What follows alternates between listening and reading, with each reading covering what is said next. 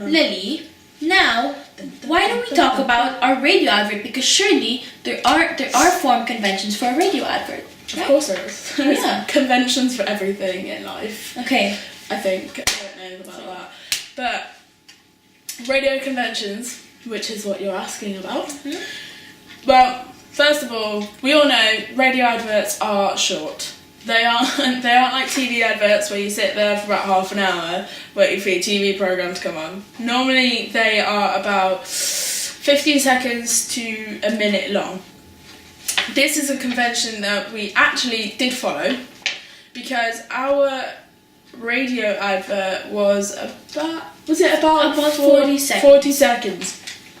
So, and the reason for this, wait, hold on.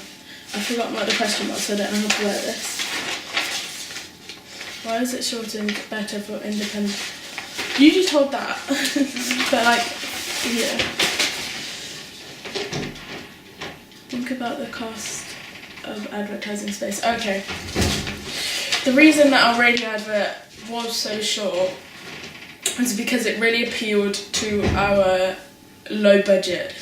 Because if it was any Fits longer, in with our low budget, not appeal to it, right? Fits in with it. the reason our radio advert was so short is because it really fits in with the fact that we do have a low budget. Yeah. Because if it was any longer, obviously you have to pay for how much time you have. Yeah. So 30 seconds is already like quite a bit of money. Yeah. You know, so And there's so because it could even we cost save a like lot of 100 money, and it is 150 our quid. main. We save a lot of money by having a shorter time, and it is our most expensive way of advertising our product. Because the rest would be through like below the line. Yeah, the rest would be below the line marketing using obviously Social our poster media. and social media and the hashtags that we've all come up with, etc., etc. Now, our next convention for radio adverts is the same narrator that is used for our voice of God / voice over. So for a documentary radio advert, it's conventional to have the same voice of God on heard in documentary, right? Yes. As a copy. Yeah, that is exactly what I said. Yeah, I know. And so I'm just clarifying. And you could like when you hear our radio advert, and as soon as you watch the documentary, you will be able to tell that that is exactly the same person. And we did this because we wanted to show that there is a link between our products, mainly, so that there was a familiarity. Is that how you say it? Familiarity. Yeah, familiarity, like between them, and that the audience would know, and would just would know that that is that is the documentary that they're talking about in a sense. And yeah, I've already mentioned the clearly, didn't I? Okay, moving on to another convention. There is a long list of conventions. This is to include audio clips from the programme. We do follow this, don't we? We follow this quite a bit because, well, mainly we did this because we thought it would just add a bit of flair to our radio advert, make it a bit more interesting, and would also kind of like slightly be like a peek or a little showcase, not a showcase, was it? Like a little preview or like sneak peek to our production. / sneak peek to our production So and what it exactly is about. Especially like by starting a radio advert with like clips of the people saying what makes them happy, and then choosing the right like segments from our interviews to include in a radio advert. Yeah. So we were able to, and I think don't you agree that we did choose the right we chose the right questions. Not questions, Well, not questions, but answers to the questions. Answers to the questions. So we chose the right segments to be placed. We chose the right segments from our documentary, audio segments from our documentary to be placed in a radio advert.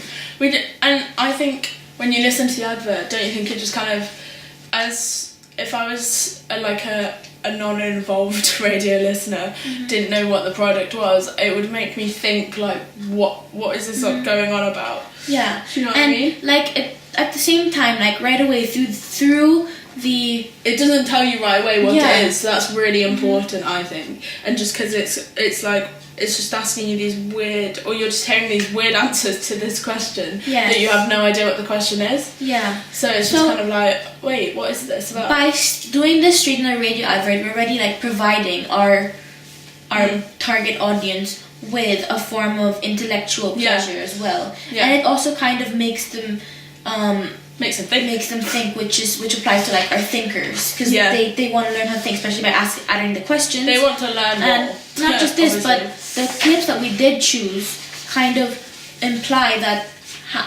talk about how happiness and sustainable happiness is something that people should try to achieve. Because in the end, it will make them happy. Yes. Is this not poster? Yeah, I've got this all. I'll put on. In a sec. Okay. Now, another thing that you will always notice in a radio advert, whether it's about a shampoo or whether it's about a website or about, I don't know, a TV program or a documentary, is that it will have very specific details regarding what it is advertising.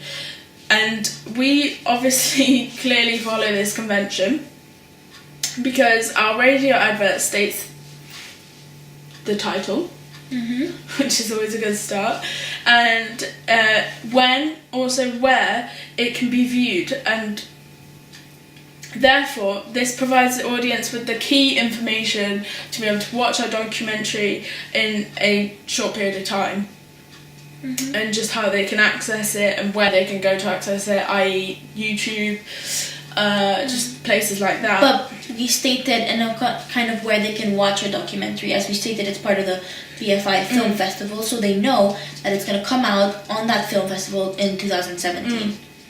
And it is important for us because we're not going to have such a mass marketing campaign, and this would be probably our only one that's expensive and like above the line. So we needed to get the point across, so audiences who listen to it will know where to go and where they can see it.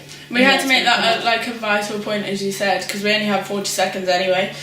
Well, not only 40 seconds, but we only had a short period of time, so we really had to emphasise when and where, because that's the whole point of the advert. That's the only time it can be shown to the audience as well. Yeah, because it is too expensive to do a mass further exhibition or market, sort of, or exhibition. That's what I was going for.